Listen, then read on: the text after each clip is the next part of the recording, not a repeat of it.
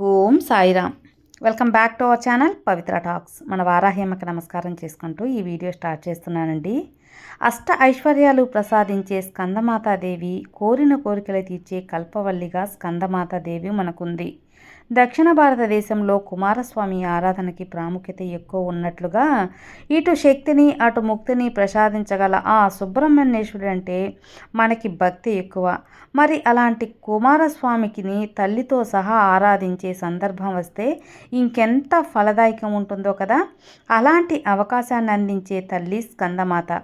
ఒకప్పుడు పరమశివుడు తేజస్సు స్ఖలనమైతే ఆ తేజస్సును ఎవ్వరూ పట్టుకోలేకపోతే భూమి ఆ తేజస్సును స్వీకరించినందుకు పార్వతీదేవి శపిస్తే భూమి స్వీకరించిన ఆ పరమశివుని తేజస్సును అగ్నిహోత్రుడితో తల ఉంచుకోగా తారకాసురుడు సంహారం కోసం దేవతలందరూ అగ్నిహోత్రుడి దగ్గరకు వెళ్ళి తారకాసురుడి సంహారం కోసం నీవు నీలో నిక్షిప్తం చేసుకున్నటువంటి తేజస్సు శివ తేజస్సును హిమవంతుని పెద్ద కూతురు అయిన గంగ యందు ప్రవేశపెట్టమని కోరారు. ఆవిడ పార్వతీదేవికి అక్కవవుతుంది కాబట్టి శివుని యొక్క తేజస్సు గంగ యందు ప్రవేశపెట్టమనగానే అగ్నిహోత్రుడు ఇలాంటి విషయాన్ని ఒక పరస్త్రీతో మాట్లాడేటప్పుడు నలుగురు ఎదుట మాట్లాడకూడదు కాబట్టి ఒంటరిగా గంగమ్మ దగ్గరికి వెళ్ళి అసలు విషయాన్నంతా కూడా చెప్పి నీవు చాలా ఆనందంగా నిర్మలమైన మనసుతో ఈ శివ తేజస్సును స్వీకరించు అనగానే గంగమ్మ తల్లి ఆ శివవీర్యాన్ని స్వీకరించింది. ఆమె గర్భం పెరిగి కొడుకు పుట్టాడు. కానీ శివ తేజస్సు గంగలో ప్రవేశించగానే ఆమె క్షుభితం అయిపోయి తట్టుకోలేకపోయింది.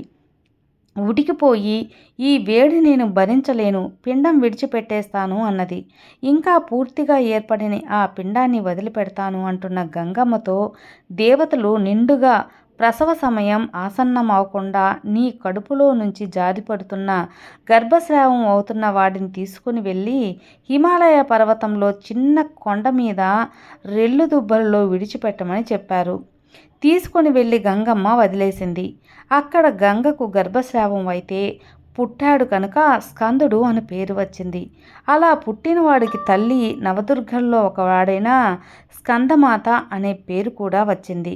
గంగకి గర్భస్రావం అయితే పార్వతీదేవి ఎలా తల్లి అయింది అనే సందేహం కూడా మనకు కలుగుతుంది. దీనికి ఒక కథ కూడా ఉందండి. ఒకప్పుడు సనత్కుమారుల వారికి ఒక కల వచ్చిందట. ఆయన దేవతా పక్షాన నాయకత్వం వహించి రాక్షసుల మీద యుద్ధం చేసి వారిని చంపినట్లుగా కల వచ్చింది. నాకు ఇటువంటి కల ఎందుకు వచ్చింది అని ఆయన బ్రహ్మంగారిని అడిగారు. ఆయన ఈ కలకు నీవు కిందటి జన్మలో బ్రహ్మచారిగా ఉండగా వేదంలో రాక్షసుల యుద్ధం గురించి చదివి ఎప్పటికైనా దేవతల పక్షానికి నాయకత్వం వహించి రాక్షస సంహారం చేయాలన్న కోరిక నీ మనసులో ప్రవేశించింది. అదే వాసనా బలం ఉండిపోవడం వల్ల ఈ కల వచ్చింది.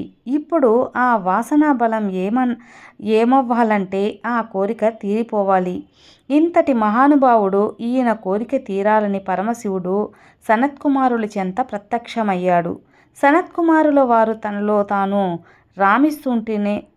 రామిస్తుంటే పార్వతీ పరమేశ్వరులు ఆ సనత్కుమారులను ఆర్ఘ్యపాద్యాలు ఇచ్చి మమ్మల్ని సత్కరించావా అని అడుగగా నాకు తెలిసింది ఒక్కటే, అంతా బ్రహ్మమే.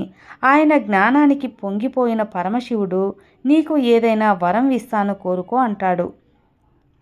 అప్పుడు నాకు ఏ కోర్కెలు లేవు అని సనత్కుమారుల వారు పలకగా, అయితే నేను నీకు శపిస్తాను అని పరమశివుడు పలకగా, నాకేమీ బెంగలేదు స్వామి, ఆత్మకు చావు లేదు, నాకేమీ బెంగలేదు కాబట్టి నాకు శాపం అస్సలు తగలదు అనగానే వెంటనే పరమశివుడు ఏమి మహాజ్ఞాని అనుకున్నాడట.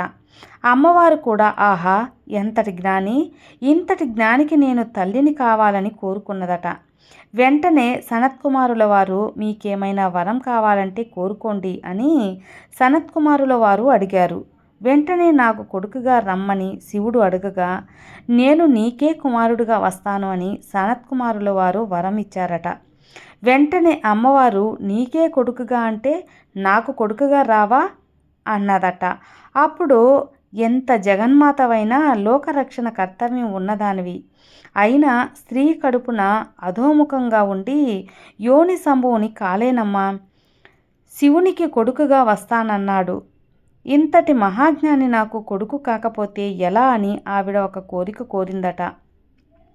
భస్మాసురుణ్ణి అనుగ్రహించిన పరమశివుడు వెనుతిరిగి వెళుతుండగా భస్మాసురుడు తన హస్తాన్ని ఆ పరమశివుని మీదే ఉంచడానికి ప్రయత్నించగా ఆయన అదృశ్యమైపోయాడట. అమ్మవారు తాను కనపడకుండా తన శరీరాన్ని నీటి కుండలు ఒక తటకాగా మార్చింది. శరవణ తటకం అంటారు దానిని. కైలాసగిరి పర్వత పాదాల దగ్గర ఉంది. నా శరీరం నుంచి రాను అంటున్నావు కదా, నువ్వు పుట్టేటప్పుడు ఆ తటకా నుండి బయటకు రా. నీకు శరవణభవ అని పేరు మాత్రమే కూడా అది అందుకే. శరవణభవ అయ్యి ముమ్మూర్తుల తల్లి పోలికలను పుణికిపుచ్చుకొని ముద్దులు మూటకట్టే మోము ఉంటాడు మన శరవణభవ. గంగా గర్భం నుండి స్థలనమైనందున స్కందుడైతే స్కందుడికి తల్లి అయింది కాబట్టి స్కందము అయింది. భక్తులను అనుగ్రహించటంలో తండ్రి వేగం, తల్లి మనసు స్కందుడిలో కనిపిస్తాయి. అనేక దోషాలను నివారించి భక్తుల కోరికలు నెరవేర్చడంలో స్కందుడు ముందుంటాడు. ఈ కారణంగానే ఆయనని ఆరాధించే భక్తులంతా అమ్మవారిని స్కందమాతగా కొలుస్తారు. తల్లి కొడుకులుగా తమ అనురాగాన్ని ఆవిష్కరిస్తూ ఒడిలో షణ్ముఖునితో అమ్మవారు దర్శనమిస్తూ ఉంటుంది. తన భక్తులను కాపాడే నిమిత్తం అమ్మవారు సింహవాహనాన్ని అధిష్ఠించి తిరుగుతూ ఉంటుంది. అమ్మవారికి పారిజాత పూలు అత్యంత ప్రీతికరమైనవిగా చెప్పబడుతున్నాయి. అందువల్ల నవరాత్రుల్లో అమ్మవారిని సాధ్యమైనంత వరకు పారిజాత పువ్వులతో అర్చిస్తుంటారు. ఇక ఆమెకు పెరుగన్నం అంటే మహా ఇష్టం కనుక దానినే నైవేద్యంగా సమర్పిస్తారు. స్కందమాతగా అమ్మవారి అలంకరణ చూడడానికి ఈ రోజు భక్తులంతా పెద్ద సంఖ్యలో ఆలయానికి వెళ్తూ ఉంటారు. బిడ్డతో పాటు దర్శనమిచ్చే ఆ తల్లిని దర్శించుకున్నవారు ధన్యులు అవుతారట. మూల రూపమైన ఆదిపరాశక్తి దుర్గతులను నశింపజేస్తూ విజయాలను ప్రసాదిస్తుంది. ఇక స్కందమాతగా అమ్మవారు సౌభాగ్యాన్ని ప్రసాదిస్తుంది. ఆమె ఒడిలోని స్కందుడు సంతాన భాగ్యాన్ని అనుకరిస్తాడు. అందువల్ల ఈరోజు అమ్మవారి దర్శన భాగ్యం వల్ల మనో అభీష్టాలన్నీ నెరవేరుతాయని భక్తులు నమ్మకం. ఆ తల్లికి ఇష్టమైన పూలను నైవేద్యాలను సమర్పిస్తూ అమ్మవారి మనసును గెలుచుకుంటూ ఉంటారు. కాబట్టి ఎవరికైనా సరే సంతాన ప్రాప్తి కోసం స్కందమాతను ప్రార్థించి ఆ తల్లి అనుగ్రహం పొందితే స్కందుడు తప్పకుండా అనుగ్రహించి సంతాన ప్రాప్తిని కల్పిస్తాడు. అంతేకాకుండా అష్ట ఐశ్వర్యాలను ప్రసాదించే స్కందమాత దేవిని ఆరాధించిన, పూజించిన, ఆమె కథలు విన్న సకల సౌభాగ్యాలతో పాటు సర్వ ఐశ్వర్యాలు, అష్ట ఐశ్వర్యాలు కూడా కలుగుతాయి.